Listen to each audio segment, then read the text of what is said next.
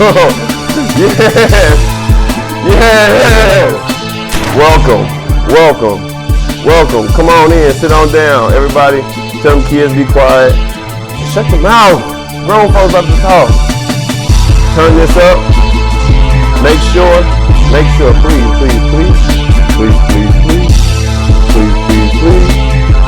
Make sure you please subscribe, like, comment, share. Push this content out there so we can start these good conversations. Listen, I'm not saying I'm the end all, be all. Like I got it all figured out. I'm a resident expert on these topics. But guess what? Just like y'all, I'm a nigga living life too. Having experiences and shit too. And this is what the fuck it do. And this is what I be running into. And when I be running into the shit, and I think about the shit that I go through, a person like myself, I like the, how'd I hit my head? Oh, there's a rail right there. There's a nail in that board. Let me make sure I got shoes on, let me step around it. Because last time I downed it. I ain't gonna, listen, you gonna take L's, but you're a damn fool, you keep taking the same L. Because life is a persistent teacher. He'll keep giving you them same lessons and smack your ass in the head every single time. Anyway, let's introduce the podcast. Welcome to the Trill Talk Podcast. It's your boy Dre Brown. Clap it up, everybody. Yeah, clap it up. It's your boy Dre Brown. And you know what we do here. We start these conversations. And I try to give y'all a real one's perspective on these things. Because a lot of individuals, right? They come to the negotiating table and don't want to stand on the shit they believe in. They want because they trying to get their beak wet. You know what I mean? The skin in the game that I'm in is that the culture take a change because man, when you see that it's like a cesspool out here. Somebody done peed in the goddamn pool. So everybody want to jump up out the pool and talk about the piss in the pool. There got to be somebody that gets into the solution, gets into how to fix these things. And it might not even be the person that ends up fixing the things that start the ball rolling on how to fix these things. What Pac had a great quote. He say, I might not change the world, but I might inspire the one that does. And that's what we want to do. I mean, that's what the culture is. Building upon each other's wealth of knowledge. Building upon those things, those experiences that you paid that heavy toll for that you don't want your brother, sister, son, daughter, whoever coming behind you, they have to pay that toll to learn that lesson. If I can just give it to you, so you ain't gotta take that L. Hove did. So hopefully you ain't no. So hopefully, hey, I've been listening to that Jay-Z that God did all damn week. And let me tell you something. That boy can talk that talk, you hear me?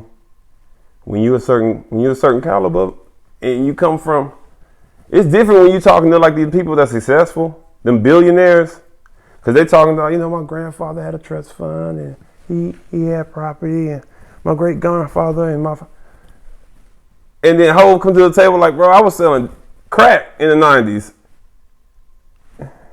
in the projects. And I'm in the same, but we ain't the same. Right? The resiliency. It ain't where you at, is the distance traveled. You know what I mean? Anyway, let's get into it. The culture has really, like we were talking about the culture, right? And we have allowed it to get from us and to be dictated by forces outside of, and it's tainted our experience. It's tainted our perspectives on each other, on ourselves, on just the way we go about life, our perspective on the world, right? And we gotta fix it. And the way you fix it is by taking control, taking accountability, taking control, taking ownership and doing whatever corrective action is necessary, putting egos and prides aside and getting to it, right? And something, especially my generation, and we was fed lies our whole damn childhood. Adolescence. Meaning like the Disney love. Oh, Sleeping Beauty has a Prince Charming, and he's going to go through hell and fire to come to you and change your life. He's going to change your life, my girl. Whisk you away to a castle in Never Ever Land. That ain't how I go. We grown now.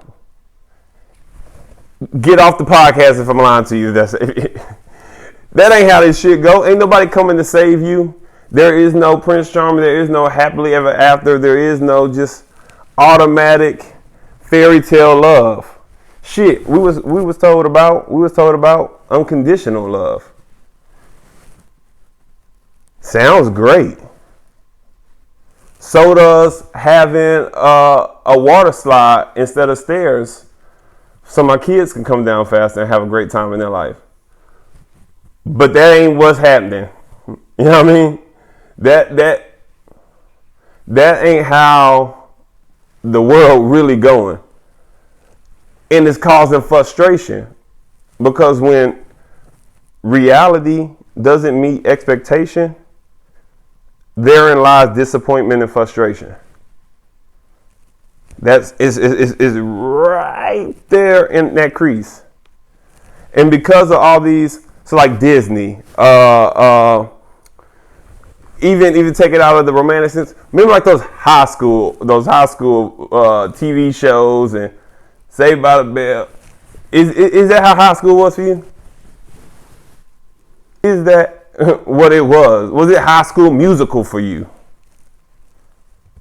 It painted this depiction that ended up cultivating reality, because it shaped our expectations and it shaped the way we desire to go about things, right? So when we put that in the relationship world, we end up getting these cliches like happy life, happy wife, right? What's another one? Like, there's no hell's fury like a woman's scorn. The old ball and chain. All these little cliches and stuff, which we like, but they seep into the subconscious and starts to shape perspective. And what Kendrick say? It's all about the older I get, it's all about perspective. That's my best Kendrick. You know that robot voice he do. Man, don't do me like that. So, with all that conditioning and misnomers, it's created a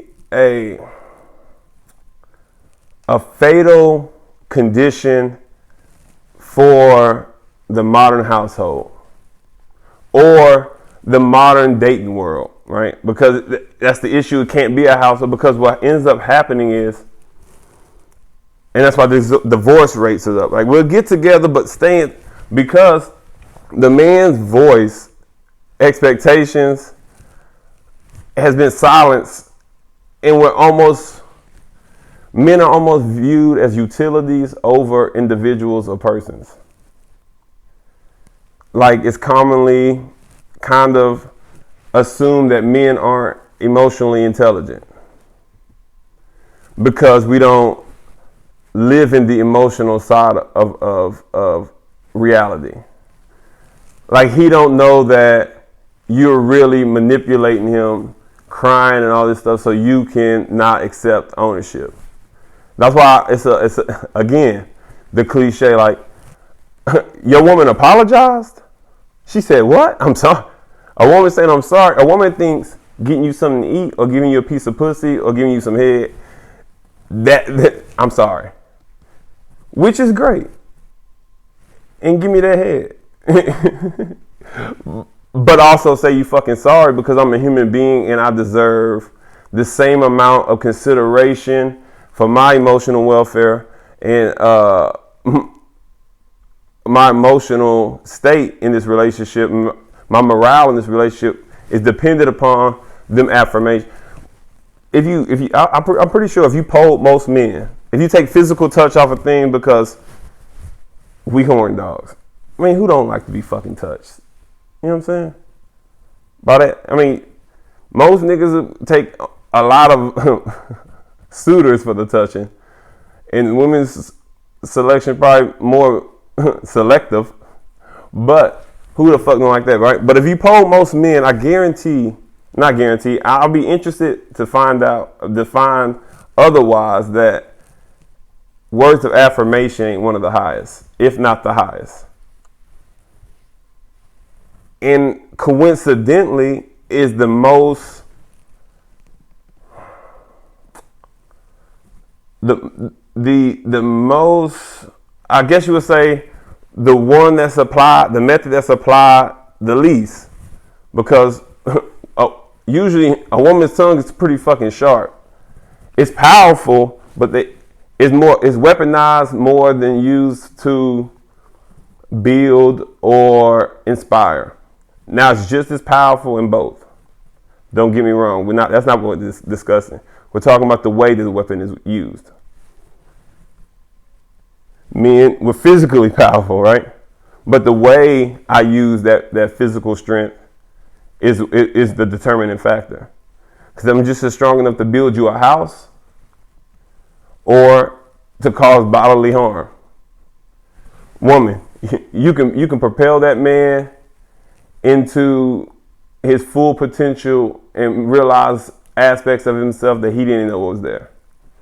Hell yeah. I won't take that from you. I'm not here to take anything from you. We're here to give credit where credit is due. But at the same time, that same tongue, shit, tear a mountain down to a molehill in a couple sentences that echoes in the chambers of that man's psyche, probably for life. I remember shit my high school girlfriends told me.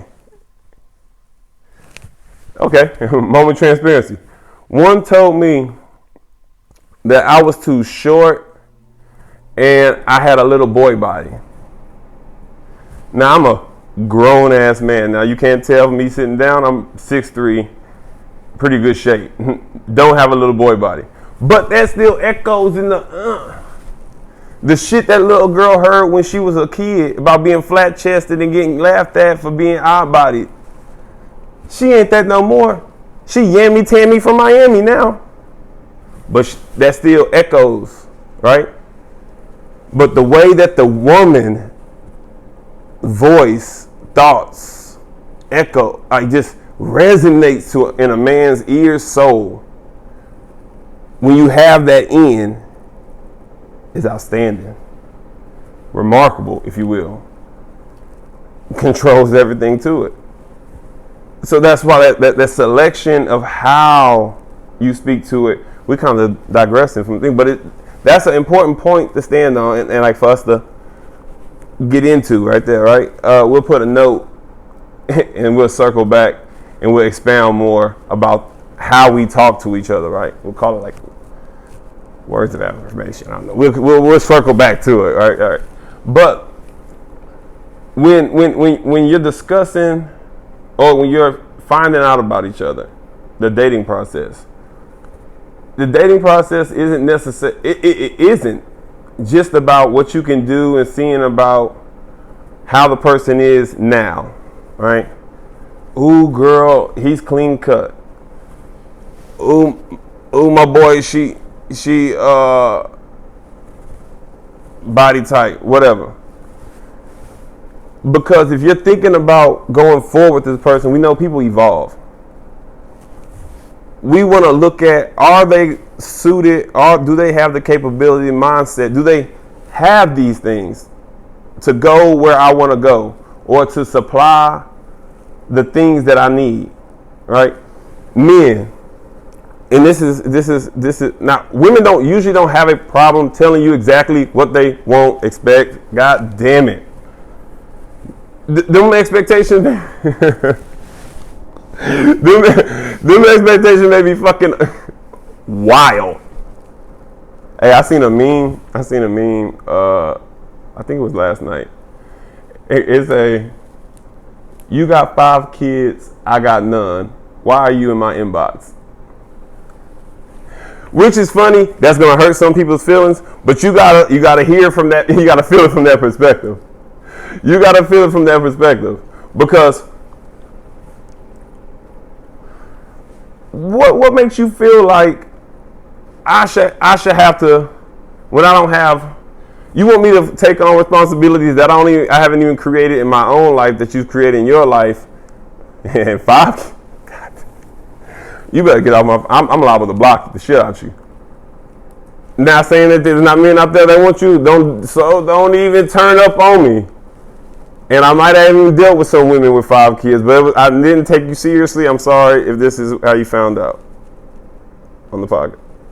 But shout out to you. It was a good time. Anyway, but men, you have to be honest with yourself, my boy. You got to be honest with yourself first and finding out what you want. How you want to give it up. Like what is your things? What's these things about you? And you got to be honest. If you like to fuck 5 times a day, and that 4 really don't do it for you, 3, what are we even doing? If that's your thing, you need to be upfront about those things. Obviously, that may not be a first date. I don't know, depending on how you give it up on the first date. We get into the shits. But that needs to be, whatever your things are. Hey, I don't like to cook, and my woman needs to cook a variety of meals. So if she ain't into cooking, she into cooking sometime, but she ain't into cordon bleu, couscous. I don't got a lot of fancy dishes, I know. I don't even really know what couscous is. But I know it's some shit that's exotic or whatever, right? If she's not into that, if that's not the shit she does, and she tells you that, and you're like, well, I just really like her because she's bad and she got a fat ass, and I ain't never had a fat ass before. Go the fuck up, nigga. Put your big boy britches on. There's plenty of women out there. Right? Now, you might want to refer to the last podcast. You might have to make yourself because men, if you like to fuck 5 times a day, and you ain't got the shit that makes somebody want to fuck you 5 times a day, whatever that is, but I think you know what. Or say it's not that, right? Say it's you broke as fuck, and your girl got to work all the time, and you at the house all the time. Fucking headphones. And you at the house all day, but you just horny as shit. Nigga, you might wanna get her nails done, make her wanna fuck me, to make her sexy. Get a hustle, hey, I don't tell you what to do. Get up and get to it. Make your woman want that, and then whatever. So if you supplying whatever needed energy it is to achieve whatever standard you have, but they just don't want to hop that fence. That horse just don't want to drink that water. You don't let it to the water. Now, if you can't lead it to the water, but you want the horse to drink, then my nigga, what the fuck are we doing? We ass backwards. You gotta be straight up with, you know what I'm saying? Like when women say, if all you wanted to do is fuck, you could have just said that. And then what we say? Well, if I would have just said it like that, you wouldn't have let me fuck. Hell no, because I ain't like that with the right? But tricking her out of her panties, rather than just going to go find some panties that like that, because my boy, men that say,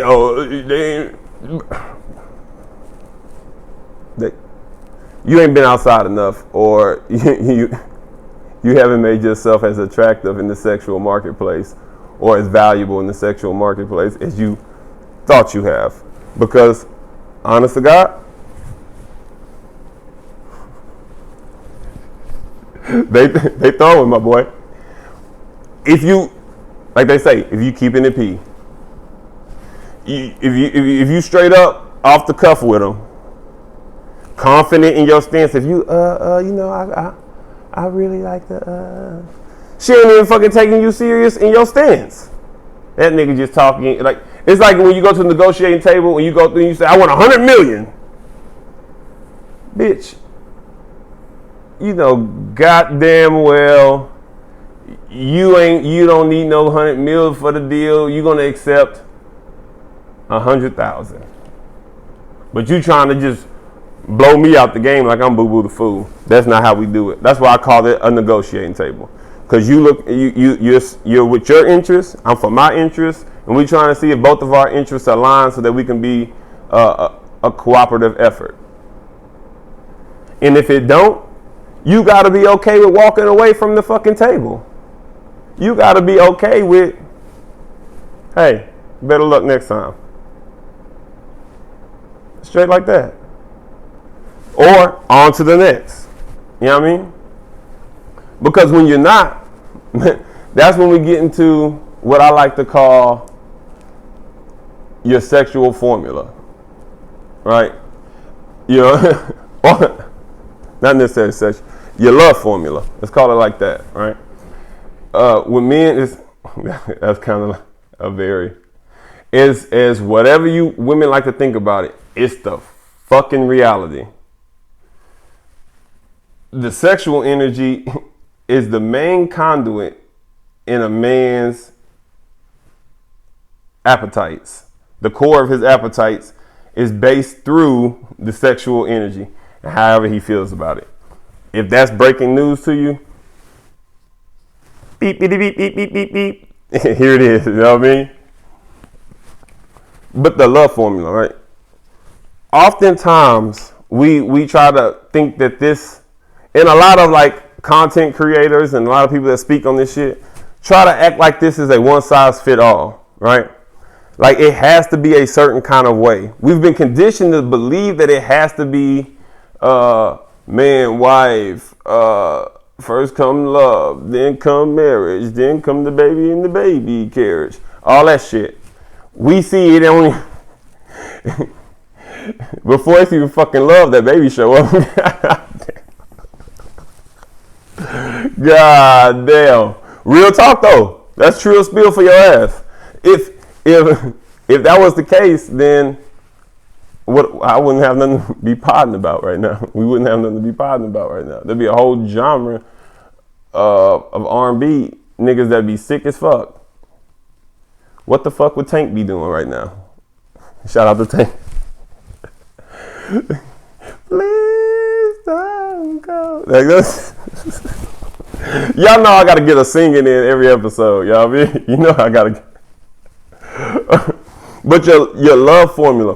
What works for you? What works for you, right? And you gotta know yourself to know what works for you. Again, like you fuck 5 times a day. Women, you know a certain financial lifestyle is something you require for a certain level of happiness, whatever that thing may be. Again, you have to be supplying adequate energy to facilitate these expectations or standards. Meaning that if you, this sweaty ass, 400 pound, if you don't let yourself balloon up, you know what I'm saying? And you don't quit your job and all this shit, and your balls stink, but you want your girl to give you head every day. Damn it, do you at least wash your balls, nigga, before you know what I'm saying? Like keep fresh balls if you want spontaneous dick sucks. I feel like it's only right. So you got to be supplying whatever that needed, you know what I'm saying? Like your end. I'm holding up my end to help you meet my standard, right? If I like peace in the house, I meet whatever bound things you have for you to inspire peace on my end, so that you just have to meet me. You know what I'm saying? Whatever that thing may be for you, you learn you. Boom. I need me a freak. You know what I'm saying? I need do. Or I need someone that understand whoop that, you know, most men have, I want to say issues with, but they succumb to the seductions of other women quite frequently. And why is that, Dre? For a variance of reasons. From appetite, from maybe lack of meeting whatever he needs, right? Again, like the 5 times a day. Maybe his woman's not as present, she's not as attentive, whatever the thing may be.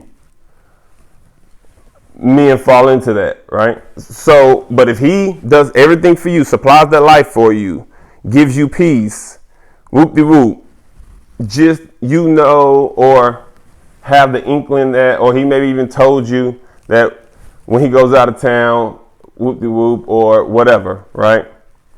You go tell your girlfriends about it. Girl, I wouldn't, you could do.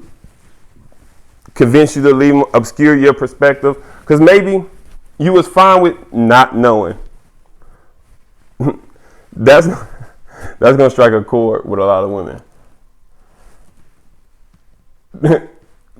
Not know, like being okay with, and like this, it's not that you are condoning it or pushing it, or that you are, what you would say,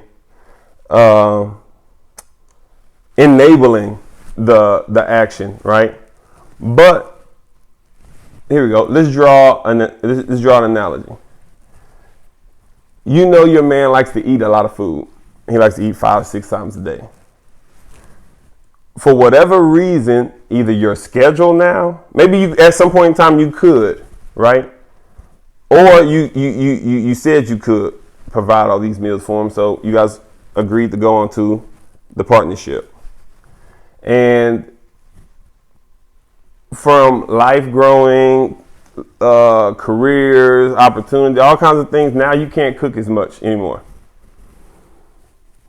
But that was his thing, right? Like he likes to eat this 6 times a meal. You know, he needs that midnight snack, and he likes it to be prepared for him. It's not like I can just get a gusher pack, stealing the kids' Capri Sun type shit. He wants couscous, and you used to make couscous for him. Now you don't make couscous for him because you don't have the time, whatever. But he still loves you. You still love him. You still have so many other things that click, and other, call them soul ties, right? But I still like couscous. So me as the man, do I supposed to not like just, okay, I guess I won't eat couscous because she don't want to make me couscous, or she can't make me couscous. So I would think that would be natural thought to, if somebody wants something, especially a person that's used or that knows they have the capability to facilitate this desire for themselves, it's hard to accept the fact that I got to sacrifice it, right? Some cases it's necessary, but let's just say we can understand the natural progression of thought. May not condone it, but we can comprehend it, we can understand it. Do you throw that man away? And oftentimes, because of others, they create this false sense of perspective for you, built upon their own fears, that is called like transference, right? Or projection, right? They project their shit onto you, and their past the things to do. But this, and you may be fine with it for real because it's not embarrassing you. It's not like it's your best friend or whatever. It's some girl in Seattle that he met at a conference. He don't even know the bitch name. And if he didn't say something to you about it, you wouldn't even know. And maybe you request for him to stop telling you about it because he's clean with it. What that may work for you. That may be your love formula. And it's fine to accept that it may be against the status quo. But what human being is the status quo? All of us are one of one. The things that do it for you, do it for you. And there's some people that do that. That's they do. So you have to be okay with that. You have to be okay with saying no to a prospect that you had interest in, and not because you know the outcome when things don't align. We know when we have a square hole, and a round peg, they don't go together. But if we choose that path for ourselves, we only choose frustration because we know it ain't gonna go, but we hope it might. If I turn it, and I could probably jig it this way, and you might, and it maybe go, but that's the exception, not the rule. Why won't you just be a square peg to find a square hole? I think that I'm sure that would probably be a less frustrating outcome for you. 100%. It's not one size fit all. It's for you. Whatever works for you in achieving your happiness, especially in this modern life, right? I want my grandparents. That shit don't exist no more because that kind of lifestyle don't exist no more. Grandma couldn't go get no job and take care of herself. So it created patience and understanding through necessity. You want to be powerful, independent. You don't want to feel like that. So if you don't, again, like I said, it's hard to accept a sacrifice or a lack from someone else when you know you can facilitate that for yourself. That's why Grandma never left Papa, even though he you know what I'm saying, he had 4 or 5. Because she was taking care of whatever her things was, whatever her needs or requirements or standards and boundaries. Obviously, the needies and a lot of the wants was met. She didn't see too much lack. So what's she supposed to do? Cut her nose despite her face? Because my nose runny, I hate a runny nose. But it also smells for you. It also makes you look fucking presentable. Or you can be out here looking wild with no nose and being 5 kids in somebody's DM. But don't kill the messenger. But that's some Trill talk for your ass. And that's all I got for you. So this your boy Dre Brown. Again, one more time. Like, subscribe, share, comment. If you got something different, you hit it in the comments. Get down there and hit the socials. But until next time, it's your boy. I'm out.